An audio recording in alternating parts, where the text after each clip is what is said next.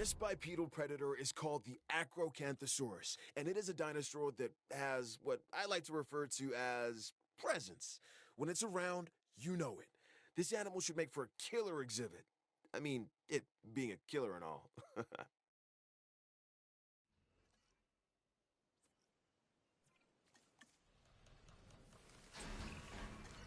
My name is George Lambert. Now, you'd think that dealing with prehistoric animals would be a problem. And you'd be right, as you've probably discovered. But it's the unpredictability that really keeps us on our toes. Sure, the scientists can bring dinosaurs back, but fences keep them in. And without them, the fences, I mean, none of this is possible.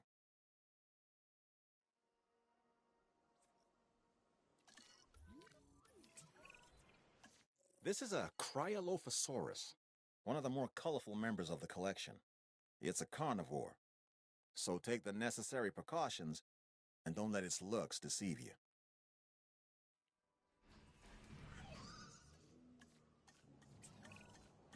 Now, stay with me. This dinosaur is called a Carcharodontosaurus. Talk about a mouthful, right? And seeing that this animal is an alpha predator, its mouth is usually full of the slow, the weak, and the inattentive. Hence the reason I'm not getting near it. You, on the other hand,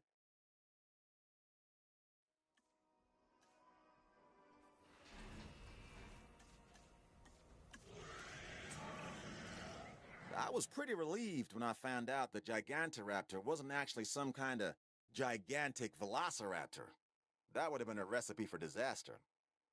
What we have here is actually more like an oversized oviraptor.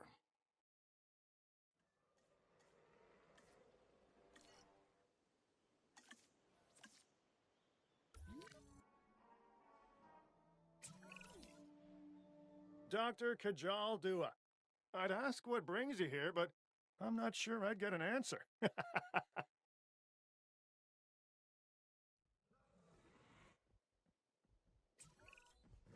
Anytime you hear the word mega, you know you're dealing with something significant, and the Megalosaurus is no different. This meat-eating theropod dominates any environment it finds itself in. While that's an admirable survival trait, it's also one that we cannot accept here at the park. I want to make that clear.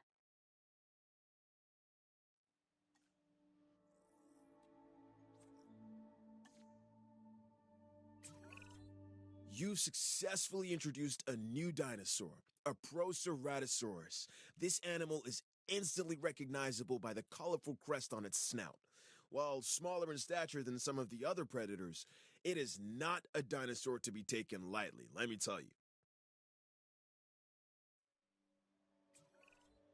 Okay, this is amazing, a baryonyx. These animals have very large claws on their first digit. This dinosaur also likes water, so take a moment to consider its needs when planning out a suitable habitat for it. The baryonyx was originally thought to be a scavenger, but now, with live animals to study, we can find out for sure.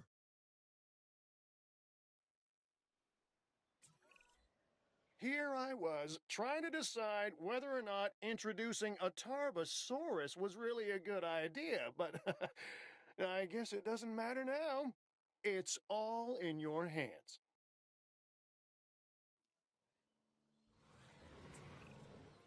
This is the Albertosaurus, so named because it was first discovered in the Canadian province of Alberta. This animal is a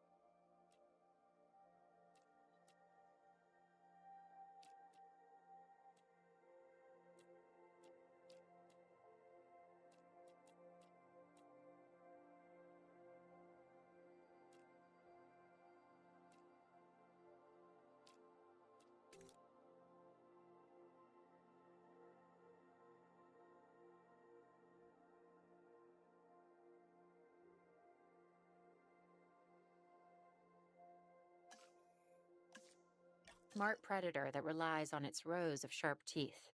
They exhibit pack behavior, which is very exciting to witness, as long as you're doing so from a safe distance.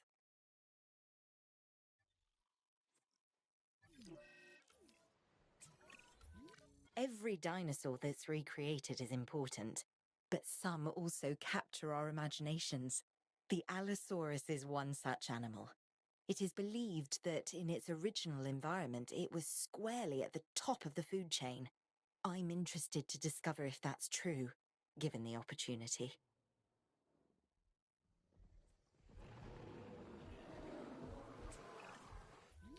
This dinosaur is important for a number of reasons. I mean, they're all important, but this one, the Deinonychus, was the center of debate among paleontologists for many years. Specifically, were the dinosaurs cold-blooded or warm-blooded animals? With them alive and in the park, we have our answer.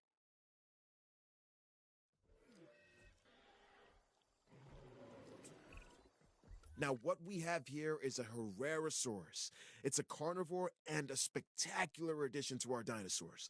It just requires a little TLC.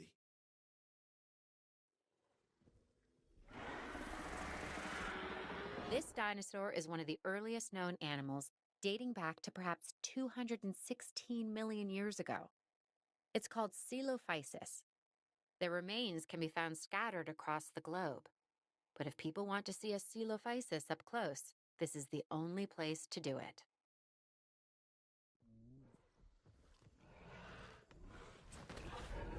Let me introduce you to the Metriacanthosaurus. Say that fast 3 times. This is another alpha predator that, while not as big as some of its cousins, tends to stand more upright. So I guess it has good posture while it's tearing you to shreds.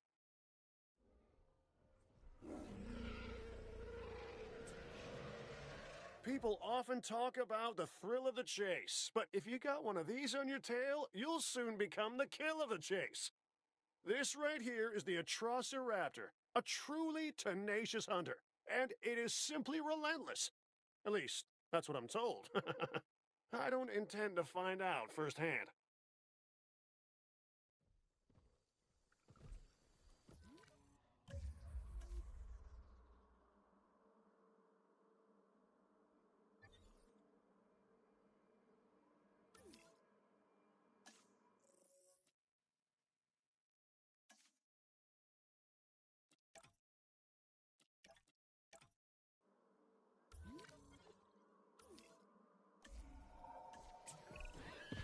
Personally, I don't think the Troodon gets as much respect as it should. It's one of those dinosaurs that seems like an evolutionary bridge, stuck in time and transition. The platypus of its day. And now, ours. It's also incredibly interesting to study and display, so make the most of this animal.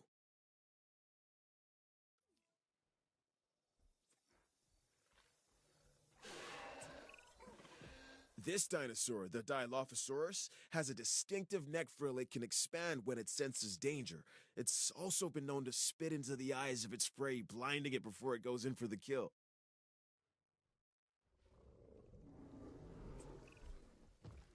There's certainly something special about this one. Je ne sais quoi. It's a Pyroraptor. Had it not been for a forest fire sweeping through southern France, our little feathered friend here may have gone undiscovered. And my life insurance would be just that little bit cheaper.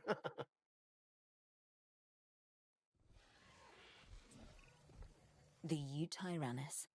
The feathered tyrant brought so much excitement, so much intrigue to the scientific community when it was first discovered. And here we find ourselves in the presence of that illustrious tyrannosaur. Just don't be too surprised if it ruffles a few feathers, okay?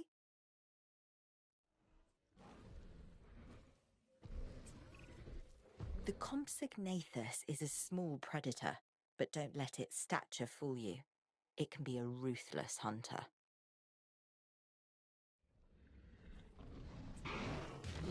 What can I say?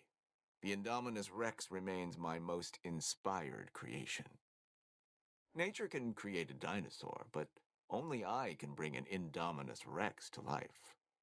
To do so required a tremendous amount of research, gene mixing, splicing and manipulation, and, of course, determination. The end result is a hybrid dinosaur that is both beautiful and deadly. An alpha predator among alpha predators. So treat it with the care and respect it deserves.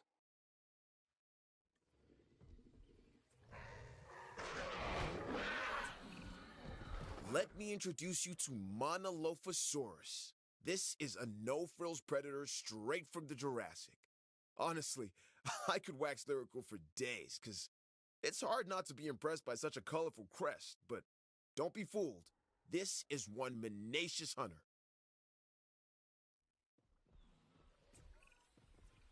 There isn't a more iconic dinosaur than the T-Rex. Even people who don't know the difference between herbivore and carnivore know all about the Tyrannosaurus Rex. And when you see her up close, feel her gaze, you understand why the T-Rex was the ruler of the Cretaceous period.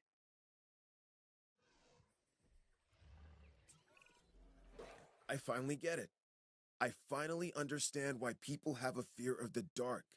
Once you peer into the shadows and see a pair of Dimetrodon eyes staring back at you, well, you'll be having nightmares for years. That's if you're lucky enough to walk away, because believe me, not everybody is.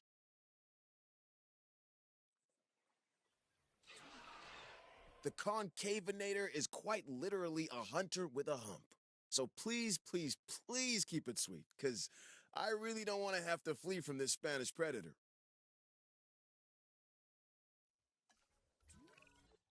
The Indoraptor. This is a dinosaur created with a purpose. It can even see in the dark and uses echolocation to find its prey. Now, nature might eventually have created the Indoraptor, but I got there first. Is it dangerous? Yes.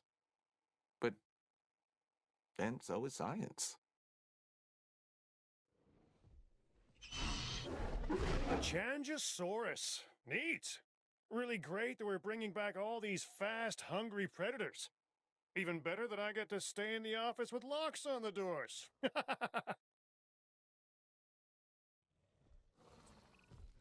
This dinosaur has a skull similar to a crocodile's, and a disposition that isn't that far off either. The Suchomimus originally fed on fish and small prey. Let's make sure it doesn't expand its diet into two-legged animals wearing collector t-shirts.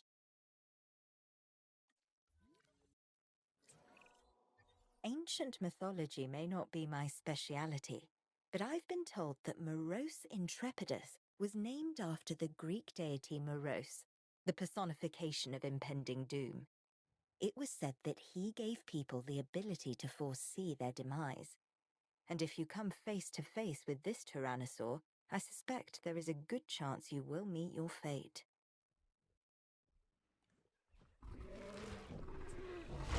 The Australovenator has been labelled the cheetah of its time, and I can certainly see why.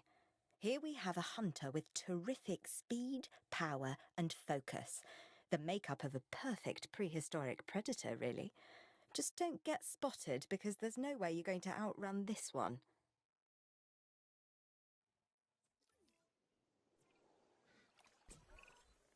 Aha!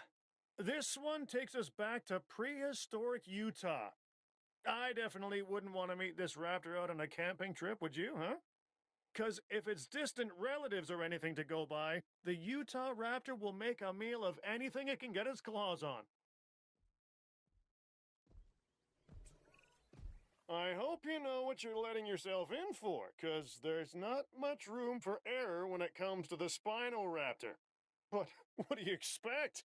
We're talking about a Spinosaurus and a Velociraptor all rolled into one. It's dinosaurs like this, the Majungasaurus, that can really be a handful. It's short, stocky, and lives for the hunt. This is also one of the only dinosaurs we know of that may have engaged in cannibalistic behavior.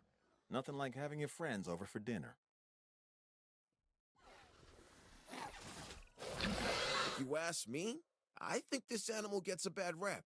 Back when fossils were all scientists had to go on, this Mongolian dune dweller was branded an egg thief. But you know what? It was really just looking out for its own.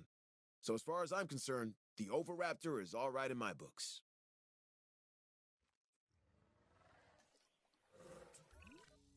Okay, even I have to admit that this next dinosaur is impressive.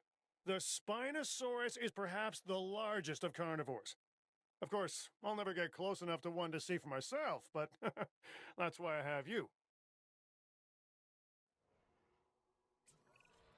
Everyone knows I have a soft spot for this dinosaur, the Velociraptor, and they get a bad rap as far as I'm concerned.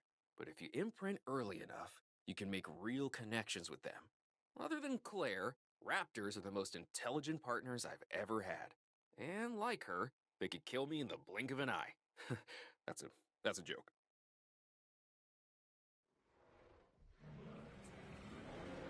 Not much gives me the chills.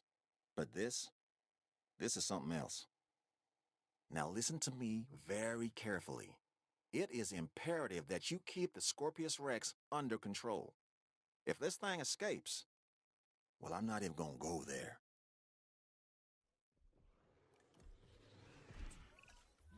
You might think that the Sinosauropteryx is the perfect size for a cute plushie to take home.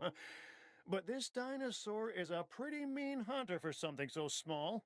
Trust me, you really don't want this one snapping at your heels. They did this in the wild. Now they can fight in captivity.